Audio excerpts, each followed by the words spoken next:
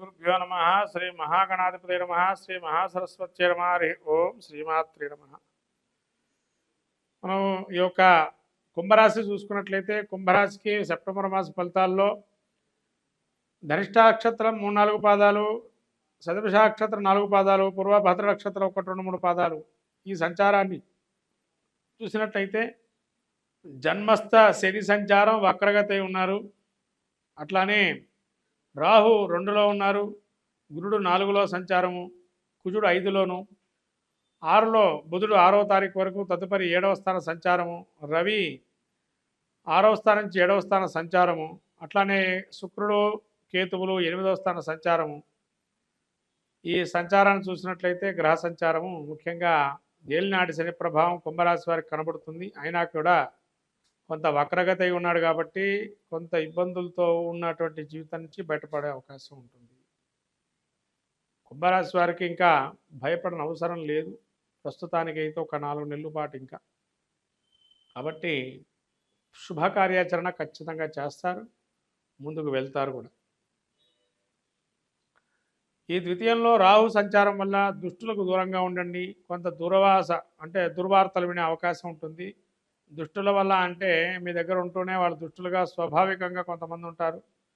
దూరం కలహాలు పెట్టే అవకాశం ఉంటుంది. మిమ్మల్ని ఇంకో విధంగా వేరే వాళ్ళ దగ్గర కలహాలు పెట్టేసేసి వాళ్ళు గమ్మునురుకోవడం అనేది అవకాశం ఉంటుంది. అట్లానే ధనము లభించినటువంటి ధనము ఎంబటే దాన్ని నష్టపోయే అవకాశం కూడా ఉంటుంది వచ్చినట్టుగానే. గురువు కూడా చతుర్థ స్థానం ముందు సంచారం వల్ల బంధువుల యొక్క పీడని విపరీతంగా ఉంది. వాళ్ళ ఆలోచనలంతా మీ మీద నేర్పుకుంటుంది. ఏం చేస్తున్నారు, ఏం చేస్తున్నారు, ఏమి ఇంట్లో పెట్టుకుంటున్నారు అనేది ఆలోచనతో ఉంటారు. కాబట్టి జ్ఞాతుల వల్ల చాలా దగ్గరగా ఉండడం వల్ల కొంత ఇబ్బందులు పాలవుతారు. అట్లే కుంభరాశి యొక్క వృధా సంచారం, స్థానచలనాలు, కొంత సుఖవంతమైన స్థానాన్ని కూడా దుర్బలంగా మానడము, అంటే అప్పటి వరకు అంతా బాగుంది అనుకునేటప్పుడు ఒక్కసారి సడన్ చేంజ్ కావటము, ఇవన్నీ జరుగుతుంటాయి. అట్లానే పంచమస్థానంలో కుజుడు యొక్క సంచారం వల్ల ముఖ్యంగా సంతానంలో కొంత ఇబ్బందులు ఏర్పడతాయి. సంతానం విషయంలో జాగ్రత్తగా ఉండడం మంచిది. సంతానంలో వీళ్ళు ఏం చేస్తున్నారు ఏంటని ప్రతి విషయాన్ని కూడా వాడికి 2 సార్లుగా చూస్తుండడం మంచిది. వాళ్ళ యొక్క శత్రు సమస్యలు కూడా బాగుంటాయి. వేడి పదార్థాలు తినడం వల్ల కొంత అనారోగ్య సూచనలు వచ్చే అవకాశం ఉంటాయి. కాబట్టి శ్రమకు కొన్ని ఆటంకాలు, కొంత అనారోగ్యం వచ్చే అవకాశం ఉంది. కాబట్టి జాగ్రత్తగా ఈ యొక్క కుజు యొక్క సంచారం కొంత మిమ్మల్ని ఆ విధంగా తీసుకెళ్లే అవకాశం ఉంటుంది. జాగ్రత్తగా ఉండడం మంచిది. అట్లనే గురువు ఏదైతే చెప్పామో ఆదాయం ఇచ్చిన వ్యయాలు వినటం, మరణ వార్తలు కొన్ని వినటము, స్థానభ్రంశం ఉన్న చోటని ఇంకో చోటకు వెళ్ళటం, ధన నష్టము, యాచక నైజం అంటే ఎవరినైనా అడగాల్సి వచ్చిన పరిస్థితి వస్తుంది. కొంతవరకు ధనం కావచ్చు, దేనికైనా కానీ ఆ విధంగా ఉండే పరిస్థితి కొద్దిగా. తర్వాత ఈ 7వ స్థాన సంచారం వల్ల రవి కుటుంబ సమస్యలు కొన్ని ఏర్పడతాయి. ప్రయాణాల్లో కూడా అధికమైన ఖర్చులు వస్తాయి, అనారోగ్య సూచనలు ఉన్నాయి. అట్లానే కుటుంబ సభ్యులతో కొన్ని విరోధాలు ఏర్పడే అవకాశం ఉంటే అధిక ప్రయాణాలు, అధిక ఖర్చులతో కొద్దిగా ఇబ్బంది పడుతుంటారు. అట్లాగే ఈ యొక్క శుక్రుడు మీకు 8వ స్థాన సంచారం వల్ల స్థిరాస్తులు వృద్ధి చెందుతాయి. రతి క్రీడా సల్లాపాలు చాలా బాగుంటాయి. సుఖాధిక్యత బాగుంటుంది. ధనప్రాప్తి కలుగుతుంది. కీర్తి లాభాలు, బంధుమిత్ర సమాగమం చాలా అద్భుతంగా ఉంది. శుక్రుడు యోగదాయకమైనటువంటి ఫలితాలు ఇస్తున్నారు. అట్లానే కులాభిచారము, గురు పూజ, కార్యసిద్ధి చాలా శుభ్రమైన ఈ శుక్రుడిచ్చే ఫలితాలు అద్భుతంగా ఉన్నాయండి. మీకు ఈ మాసంలో, రాబోయే మాసంలో సెప్టెంబర్లో కుంభరాశికి శుక్రుడిచ్చే ఫలితాలు అద్భుతంగా ఉండటం వల్ల ఎన్ని కష్టాలు వచ్చినా ఒక తునకలాగా వెళ్ళిపోతుంటాయి. కాబట్టి శుక్రుడి యొక్క అనుగ్రహం బాగా ఉంది కాబట్టి శుభకార్యాచరణ బాగా చేస్తారు. కాబట్టి ఏదైనా ఒక శుభకార్యక్రమం మొదలు పెడదామనుకుంటే ఖచ్చితంగా నెరవేరుతుంది అని చెప్పడానికి ఇదొక సూచన కూడా. అట్లానే శని వక్రగతిలో ఉన్నాడు కాబట్టి మీకు ఇప్పటివరకు ప్రెజర్గా ఉండే మొన్నటి వరకు జూన్ వరకు కూడా, ఈ జూన్ తర్వాత నుంచి కొంత ప్రెజర్ తప్పింది ఈ యొక్క 4 నెలల పాటు అని. అట్లాగే కేతు అష్టమంలో ఉండడం, ఆకస్మికమైనటువంటి ధనం వస్తుందా లేదా ధనం అనుకునే టైంకి ఆటోమేటిక్గా రావటం, మీరు పనులు ముందరకు పోవటం, అది వివాహం కావచ్చు, గృహప్రవేశం కావచ్చు, గృహారంభం కావచ్చు, ఇంకా ఏదైనా శుభకార్యాలు మొదలు పెట్టడానికి వ్యాపారం కానీ ఇవన్నీ అప్పటికప్పుడు జరిగిపోతూ ఉంటాయి. ఈ కుంభరాశి వారికి కొంత ఆకస్మికమైనటువంటి సంఘటనలు ఏర్పడి వాటి వల్ల లాభాన్ని నష్టాన్ని కూడా చవి చూసే అవకాశం కూడా ఉంది. కాబట్టి నష్టానికన్నా లాభాన్నే మనం ఎంచుకోవాలి. ఎందుకంటే కీడించి మేలించమంటారు. మంచిదిగా ఆలోచనలో ఉండాలి, కానీ చెడు అవుతుందని ఆలోచన పెట్టుకోకండి. అంత మన మంచిగా అయిందని ఆలోచన ఉండండి అంతవరకే. ఇక్కడ కుంభరాశి వరకు ఈ యొక్క సంచారం చాలా అద్భుతంగా ఉంది. ఇక వీరికి కొద్దిగా మీరు అన్నట్టుగా ఏళ్ళనాటి శని ప్రభావం కొద్దిగా తగ్గినా కూడా అయినా కొద్దిగా భారాలు ఉంటాయి. కాబట్టి 50% ఈజీగా 50 నుంచి 60-70% వరకు మంచి ఫలితాలు సాధిస్తారు. ఈ కుంభరాశి వారికి అత్యద్భుతమైన ఫలితాలు పొందడానికి ఇంకా కూడా గణపతి ప్రతిమని భూతత్వం అనే ప్రతిమను దానం చేయటం, ప్రతి సోమవారం రోజు గోవుకి పాలు ఏదైతే ఉందో గోపాలు తీసుకొని స్వామివారి గణపతి అభిషేకానికి ఇవ్వటం వల్ల గణపతి నవరాత్రులలో అద్భుతమైన ఫలితాలు సాధించాలి అంటే కుంభరాశి వారు గోవు పాలని అట్లానే పెరుగుని ఈ యొక్క దానం కింద లేదైనా అభిషేకానికి కానీ ఇచ్చినట్లయితే మంచి ఫలితాలు పొందుతారు. ఇది కాకుండా కూడా ఇంకా కుజుడు యొక్క అనుగ్రహం పొందడానికి కానీ అంగారక స్తోత్రం మృణ విమోచక అంగారక స్తోత్రాన్ని చేసుకోవటం వల్ల గణపతి నవరాత్రులలో అత్యద్భుత ఫలితాలు పొందుతారు. అట్లానే అంగారక క్షేత్రం అంటే ఏదైనా కానీ మన దగ్గరలో అంగారకుడి యొక్క నవగ్రహ దేవాలయాలకు వెళ్ళి ఆ అంగారకుడికి అత్యద్భుతంగా మీరు ఏదైతే రుణము కావాల్సుకొని ఎక్కడైనా ఏదైనా పని మొదలు పెట్టుకుంటే అంగారకుడికి పూజ చేసుకొని మొదలు పెట్టుకొని సత్ఫలితాలు సాధిస్తారు. అట్లనే ఈ యొక్క వినాయక చవితి నవరాత్రులలో ఎవరైతే కూడా ముఖ్యంగా బొబ్బర్లతో కానీ లేకన్నా మినుములు అంటే పెసర్లు ఈ నవధాన్యాలన్నీ కూడా ఏ రోజు ఏ వారానికి ఆ వారం నానబెట్టేసి ఆవుకు పెట్టినా లేదా ఉడకబెట్టేసి కొన్ని ధాన్యాలు ఉడకబెట్టచ్చు. అలా ఉడకబెట్టేసి దాన్ని మనం ప్రసాదంగా కొన్ని ధాన్యాలు ఉన్నాయి, కొన్ని ఏమో గోధుమ రవ్వ ఉంటుందమ్మా.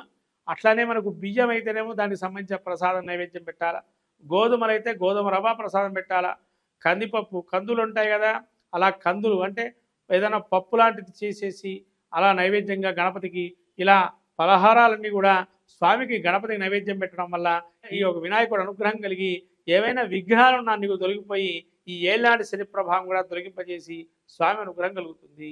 కాబట్టి గరికతో ఎర్ర పుష్పాలతో అర్చన చేయండి. ఇంకా అవకాశం ఉంటే గరికతో నిరంతరం కూడా పూజ చేస్తూ స్వామికి ఆ గరికని ఏదైతే పూజ చేస్తారో ఆ గరికని మీ ఇంట్లో ఉండేటువంటి ధనాగారంలో పెట్టుకున్నా కూడా మంచి సత్ఫలితాలు సాధిస్తారు ఈ కుంభరాశి వారు. కాబట్టి నవరాత్రులలో గణపతి అర్చన చేయండి గరికతోని, అది ఫలితాలు పొందండి. ఈ విధంగా గరికతో అర్చన చేసి అది ఎప్పుడైతే మీరు మీ యొక్క ధనాగారంలో పెట్టుకుంటారో ఆ యొక్క అంటే ధనాగారం అంటే క్యాష్ బాక్స్ కానీ మీ పర్సుల్లో కానీ పెట్టుకుంటే స్వామి అనుగ్రహం పరిపూర్ణంగా ఉంటుంది. ధనం ఆటోమేటిక్గా అదే మీ దగ్గరకు వస్తుంది. ఈ విధంగా కుంభరాశి వారికి ఈ విధమైనటువంటి ఈ సెప్టెంబర్ మాసంలో మంచి ఫలితాలు సాధిస్తారు. అందరికీ నమస్కారం. రాబోయే వినాయక చవితి, ఈ యొక్క వినాయక చవితుల్లో అందరికీ తెలిసినట్టు అంశం ఏంటంటే వినాయకుడు పృథ్వీతత్వము. అంటే సృష్టిలో మొదలుకొని పృథ్వీతత్వం అంటే మనకు భూమి నుంచి ఉద్భవించినటువంటిది. భూమి అంటే ఎటువంటిది కూడా ఆకారం లేకుండా అమ్మ సృష్టి వల్ల పుట్టినటువంటి వారు వినాయకుడు. కాబట్టి ఈ వినాయక నవరాత్రులలో ఎవరైనా కూడా వినాయకుడు అర్చన తర్పణ ప్రియ అన్నారు. అంటే ఒక్కరికి ఒక్కటి ఇష్టం ఉంటుందండి ప్రతి ఒక్కరికి కూడా. అట్లాగే ఈ భాద్రపద మాసంలో వచ్చేటువంటి వినాయక చవితిలో చాలా అద్భుతమైనటువంటి నవరాత్రులు. ఏది మొదలుపెట్టినా తలపెట్టిన కార్యం జయం సాగించేటువంటిది వినాయకుడు. కాబట్టి సర్వ విఘ్న హరం దేవం సర్వ విఘ్న వివర్జితం సర్వ సిద్ధి ప్రదాతారం వందేహం గణనాయకం అన్నారు మనకు శ్లోకం చెబుతుంది. అట్లానే భవసంచిత పాపాగ్నం విధ్వంసర విచక్షణం విఘ్నాస్వర వారంభంజే విఘ్నరాజమహం భజే అన్నారు. భవిష్యత్తు వర్తమానాన్ని అన్నీ తెలిపేది విఘ్ననాయకుడే. పురాణాలు ఇతిహాసాలు రాసింది మహాభారతాన్ని కూడా వినాయకుడి స్వరూపంలో వ్యాసుల వారు అక్కడ మానాలో మనకి ఆ గుహలో కూర్చోబెట్టి వినాయకుడితో అన్ని కూడా పురాణాలు మహాభారతాన్ని రాయించారు. అంతటి ఆ యొక్క గణపతి యొక్క నవరాత్రులలో అంతటి విధ్వాసాల విచక్షణం ఎటువంటి విఘ్నాలైనా అన్నీ ధ్వంసించగల శక్తి సామర్థ్యం ఉన్నవాడు వినాయకుడు ఒక్కడే. భవసంచిత పాపాగ్నం అంటే భవిష్యత్తులో కానీ సంచిత వర్తమానంలో కానీ భూతం అంటే పోయినటువంటి కాలంలో ఉన్నటువంటి దోషాలు ఏవైతే మనం తెలుసో తెలియకో చేస్తున్నామో దాన్ని అంతటా పటాపంచలు చేసి మళ్ళీ మనకు మంచి అపూర్వమైనటువంటి ఫలితాన్ని ఇచ్చేది ఈ వినాయకుడి యొక్క అనుగ్రహమే. అందుకనే స్వామివారికి వరసిద్ధి వినాయకుడని, సిద్ధి బుద్ధి సమేత వరసిద్ధి వినాయకుడని కూడా పేరుగాంచాడు ఇక్కడ. అంటే ఇక్కడ ఏమండి వారు మరి వివాహం జరిగిందా, మనకు వివాహం జరగలేదు కదా అని అనుకుంటాం. వినాయకుడికి వివాహం జరిగిందా లేదా అనేది పక్కన పెట్టండి, మనకు అనవసరమైన చర్చ కాదు. ఇక్కడ ఏంటి అవసరమైన చర్చ ఏంటంటే వినాయకుడు అనుగ్రహం కలిగితే మనకేం కలుగుతుంది అంటే సిద్ధి బుద్ధి. అమ్మవార్లు ఎవరంటే ఆయన ఒకరోజు వినాయకుడట పార్వతీ పరమేశ్వరుడు చెప్పాట, విఘ్నాధిపత్యం నాకు ఇచ్చారు కదండి నాన్న, నేను వెళ్ళి తపస్సు చేసుకుంటాను అన్నట పరమేశ్వరుడితో వినాయకుడు. సరే అని చెప్పి పంపించేశారు. వినాయకుడు తపస్సు చేసుకుంటూ వెళ్ళాడు. ఎప్పుడైతే వెళ్ళాడో వినాయకుడు ఫస్ట్ దేన్ని చేపట్టాడు అంటే బుద్ధి కుశలత ఎక్కడ చేపట్టాడంటే ఎక్కడైతే పార్వతీ పరమేశ్వరులకు ప్రదక్షిణం చేశాడో అక్కడ బుద్ధిని చేపట్టాడు. అంటే బుద్ధి ఉంటే ఏం కలుగుతుంది మనకి, మంచి ఆలోచన శక్తి వల్ల ఏదైనా సాధించగలుగుతాము అనేది ఫస్ట్ వినాయకుడు మనకు అక్కడ చూపించాడు. అదే బుద్ధిదేవి అని. బుద్ధి మళ్ళీ సిద్ధి, మనం ఆలోచన చేశాము, తగిన కార్యం నెరవేరింది, వెంటనే మనం కోరుకుంటాం కదా, ఏమండి పలానా కార్యం జరగాలని స్వామిని కోరుతున్నానని. సిద్ధి పొందటానికి ఏం చేయాలా, ఆయన్ని ప్రత్యక్షం చేసుకోవాలి.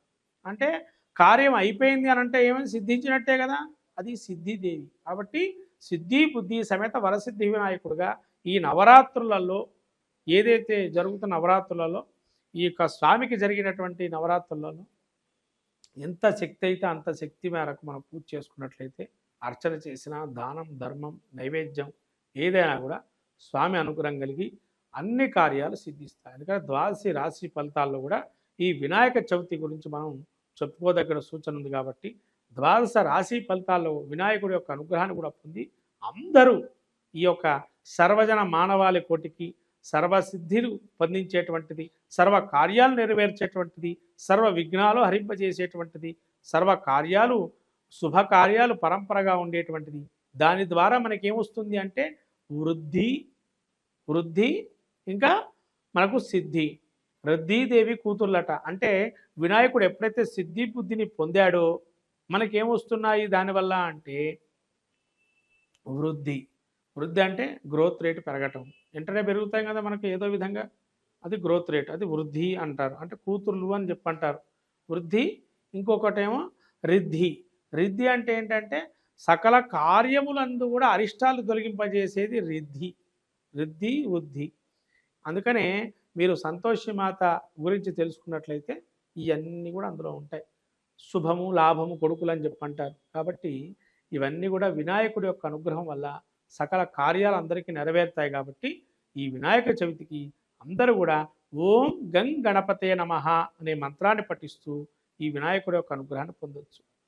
ఇది చాలండి. గకార గణపతి వినాయకుడిని చేస్తే ఆయన గకార గణపతి అంటారు. ఈ గకార గణపతి ఎంత జపం చేస్తే స్వామి శీఘ్రంగా నీకు ఎటువంటి కార్యాన్ని సిద్ధిస్తాడు.